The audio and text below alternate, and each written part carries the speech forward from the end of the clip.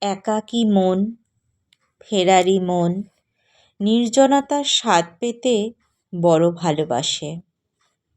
কোলাহল যখন যন্ত্রণাদায়ক হয়ে ওঠে, মন একান্তে নির্জনে খুঁজে নিতে চায় তার শেষ আশ্রয়।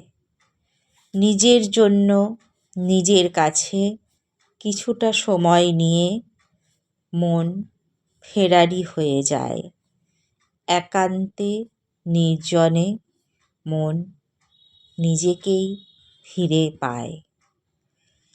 কবিতা একাকী মন, কলমে ও কণ্ঠে মৌমিতা পাল। নমস্কার। আমার স্বরচিত কবিতা আমি পাঠ করে শোনালাম। আপনারা অবশ্যই শুনবেন। কেমন লাগলো অবশ্যই কমেন্ট করে জানাবেন। নমস্কার। সবাইকে ধন্যবাদ জানাই।